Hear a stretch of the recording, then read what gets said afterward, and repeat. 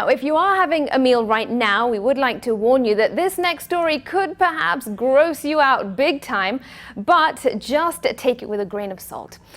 Well, if a cockroach scurries right by you right now, chances are that you will stomp on it hard or look for that, pesticide. But while these six-legged creatures may be bugbearers for many, well, for Jeffrey Lugai, there's nothing more appealing.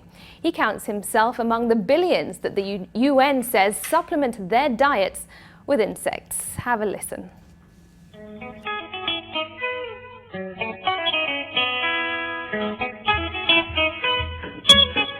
Sasa ni lunch time, tufunge makazi, tutafute chakula, turudi saa nane. Okay, I'm not exactly sure what those lyrics how those lyrics by Gabriel Omolo go, but it is lunchtime. According to my clock, it is 13:34, not yet 2 p.m., so not yet time to get back to work. Let's find out what Geoffrey is cooking.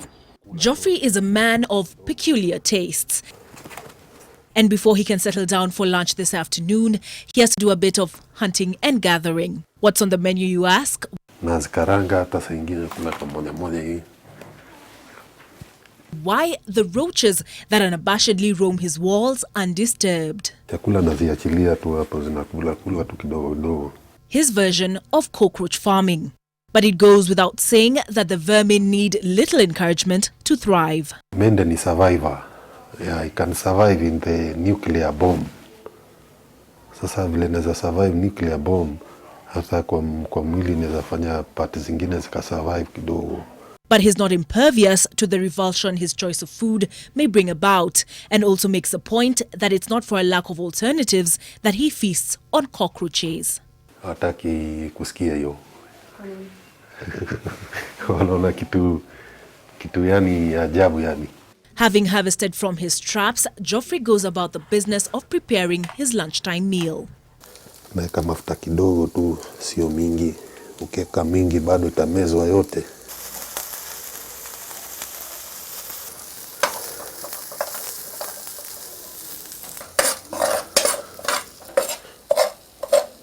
Unaeka ndimu kidogo.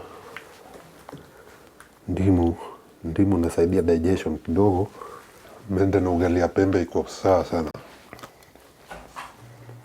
The UN says that approximately 2 billion people around the world supplement their diets with insects.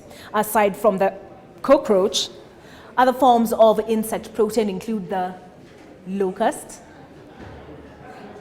and the mealworm. And not forgetting the kumbe or termites that come out when it rains. But like any other form of food, the farming should be carried out in a regulated environment and under sanitary conditions. Had you come across Geoffrey going about his business of earning his daily bread as an artist in Nairobi's community area, the art and not the man is what is likely to stand out. Mende fry ugali special, for lunch, courtesy of Geoffrey.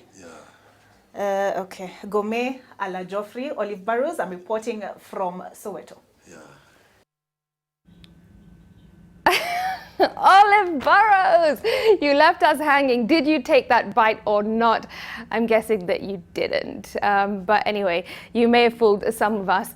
How interesting. Well, I wonder if you would try that, and we'll sample some of your views later. But as you digest that, get this. Kenya is not the only place where cockroaches are consumed as a delicacy. China is among the top countries where the pest is fast becoming part of the menu. Now, in Yibin, China, well, this cockroach breeder spends his time rearing the pest in large scale.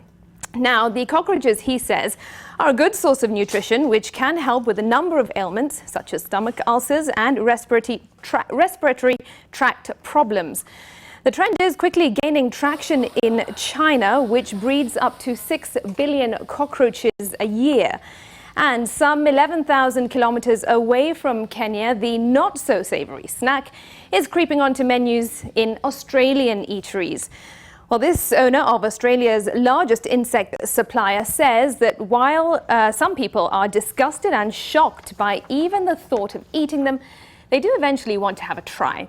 And you may need to start getting used to it, as the insects could help feed a growing global population in future, such as climate change threatens conventional food supplies, such as fish.